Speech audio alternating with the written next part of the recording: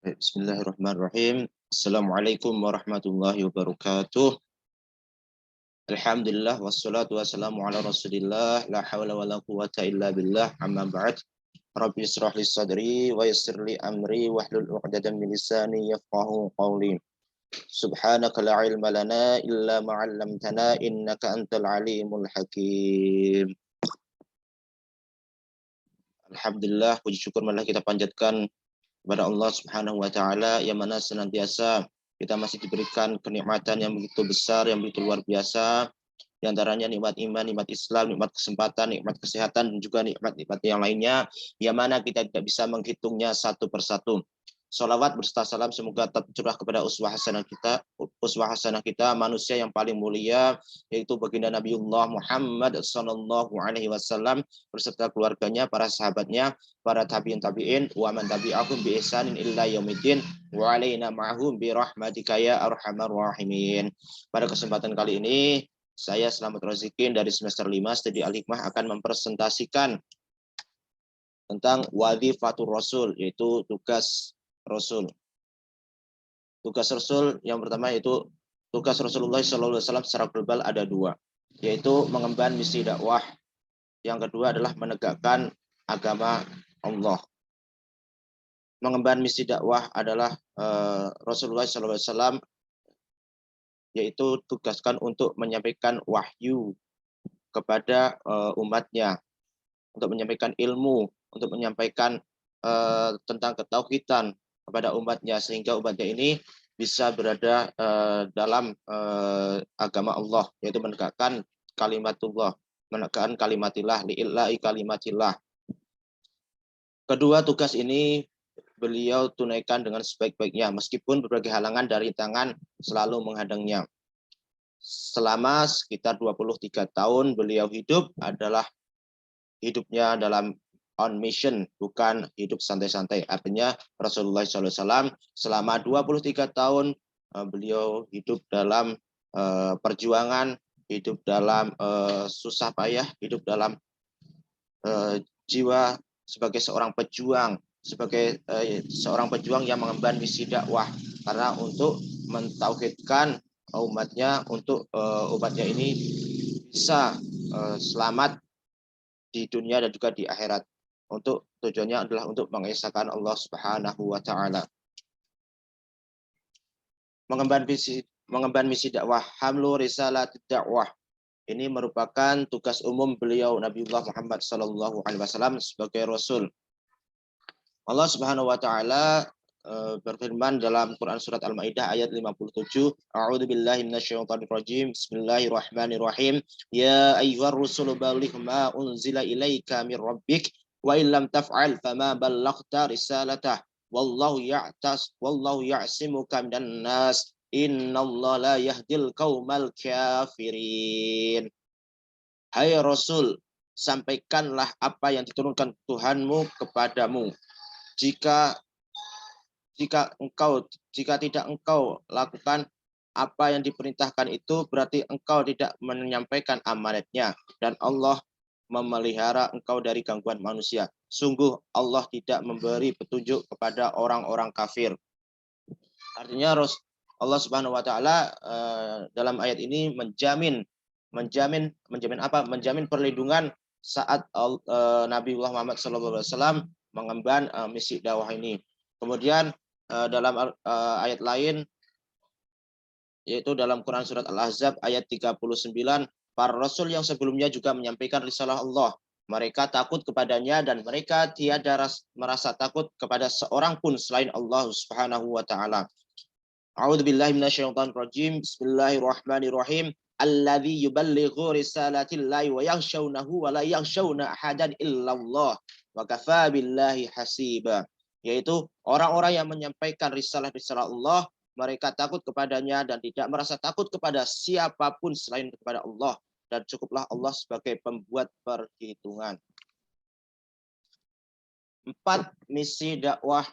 Yang pertama yaitu mengenalkan penciptanya. Yang kedua, mengajarkan tata cara ibadah. Yang ketiga, mengajarkan pedoman hidup. Yang keempat adalah mentarbiyah umat. Baiklah, untuk mengawali yang pertama yaitu ma'rifatullah atau mengenal pencipta.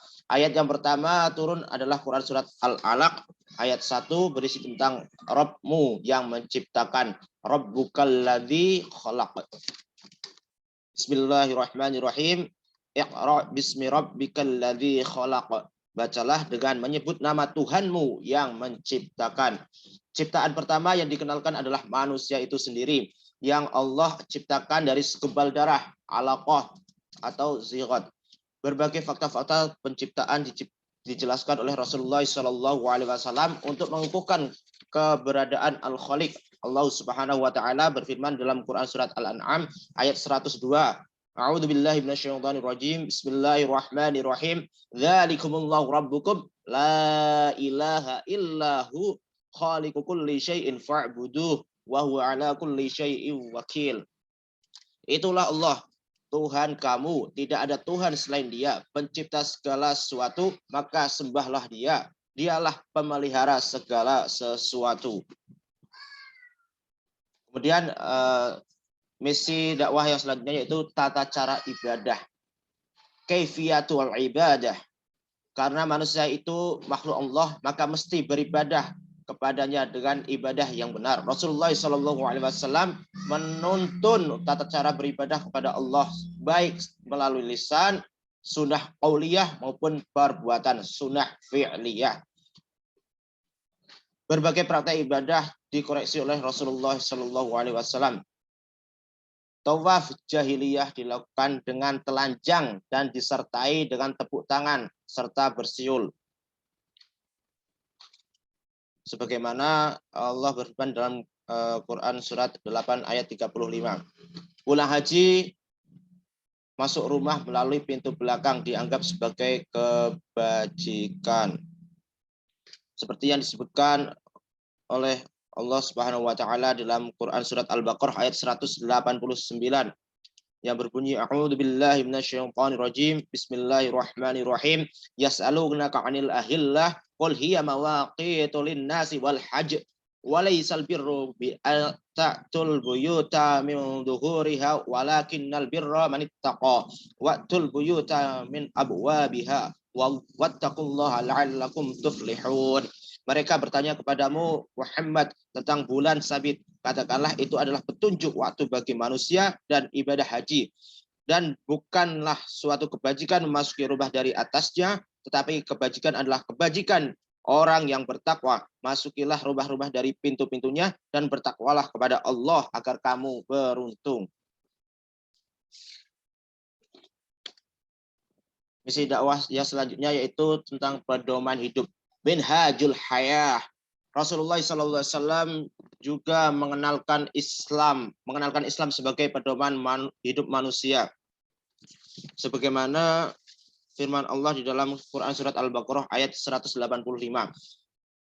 Selama ini manusia yang hidup pada zaman jahiliyah dengan berpedoman tahayyul atau khurafat. Sebagai contoh, berpergian berpedoman dengan ziarah, merasa sial kalau burung terbang ke arah yang tidak diinginkan. Para dukun yang saat itu mendapat kehormatan yang tinggi, sebagai segala patuahnya menjadi pedoman. Nah, ini juga merupakan anggapan-anggapan masyarakat kita, yaitu masih menganggap sebagai petunjuk, padahal itulah tahayyul dan khurafat, bahkan bisa menyebabkan kepada kesyirikan. Yang selanjutnya yaitu tarbiyah. Misi Rasulullah SAW yang lainnya adalah mentarbiyah umat. Mentarbiyah umat, misi yang didoakan oleh Nabiullah Ibrahim alaihissalam. Tarbiyah yang dilakukan Rasulullah SAW adalah membacakan tilawah ayat-ayat Allah, membersihkan jiwa, tazkiyatun nafs, mengajarkan ta'lim, Al-Quran dan Al-Hikmah. Kemudian dilanjutkan dengan mengarahkan taujih mereka menuju pribadi yang agung, Rabbaniyatul ghayah, dan juga memberi nasihat an-nasihah kepada mereka. Artinya Rasulullah memberikan nasihat kepada Allah, memberikan nasihat kepada Rasulullah, dan Rasulullah memberikan nasihat kepada kita sebagai umatnya. Kemudian menegakkan agama Allah, iqamatu dinillah. Tugas kedua Rasulullah SAW adalah menegakkan agama Allah Subhanahu Wa Taala agar dimenangkan di atas agama-agama yang lain. Seperti disebutkan dalam Quran surat 9 ayat 33, Quran surat 48 ayat 28, dan Quran surat 61 ayat 9. Dan agama itu hanya milik Allah semata, seperti yang disebutkan oleh Allah Subhanahu Wa Taala dalam Quran surat 8 ayat 39, dan juga Quran surat 42 ayat 13 sampai dengan ayat 15. Falidzalika fad'u ayyak an aqimuddin. Dakwah Rasul adalah untuk menegakkan agama ini. Agama ini tidak akan tegak kecuali ada penjaganya, yaitu negara. Tidak akan ada kecuali adanya masyarakat Islami, keluarga yang Islami, pribadi yang Islami. Nah, ini adalah 4 langkah. Yang pertama yaitu menegakkan khilafah. Yang kedua adalah membina kader. Yang ketiga adalah adanya konsep dakwah. Yang keempat baru penerapan konsep daripada dakwah tersebut. Pertama, menegakkan khilafah, iqamatul khilafah. Kalau melihat dakwah Rasul di awal-awal seakan-akan bukan menegakkan khilafah. Konsentrasinya pada penanaman akidah sebagai asas, tapi ketika melihat akhir dakwah Rasulullah SAW, jelas sekali bahwa arah dakwah Rasulullah adalah tegaknya khilafah Islamiyah. Tugas ini berhasil dengan berdirinya negara Islam di Madinah. Janji Allah dalam Quran surat ke-24 ayat 55. A'udzubillahi minasyaitonirrajim. Bismillahirrahmanirrahim.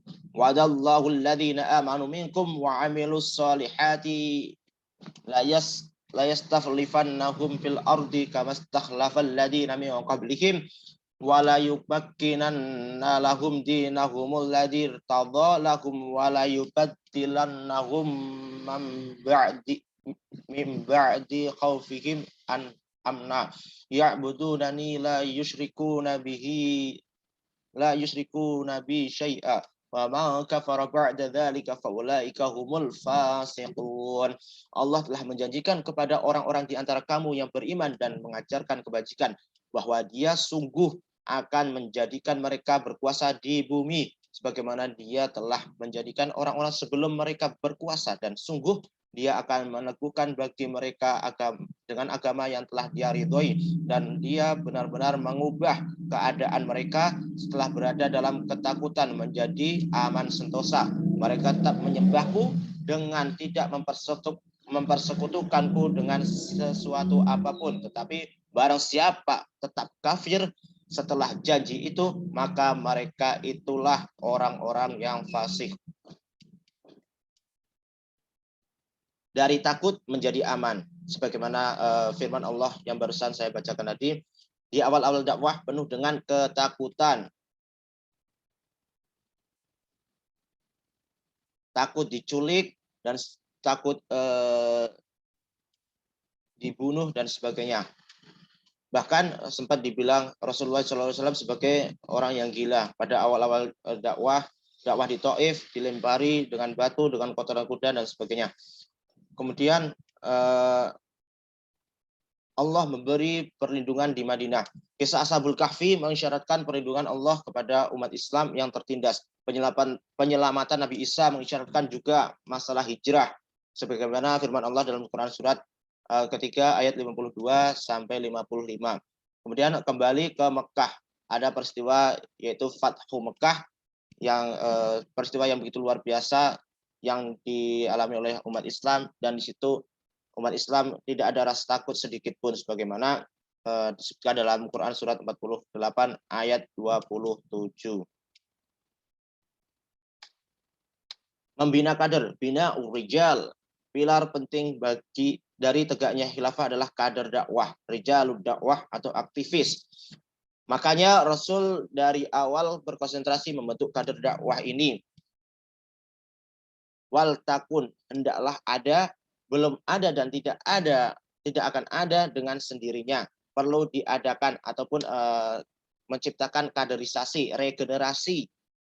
Maka akan muncullah tokoh-tokoh dakwah yang mumpuni dan handal.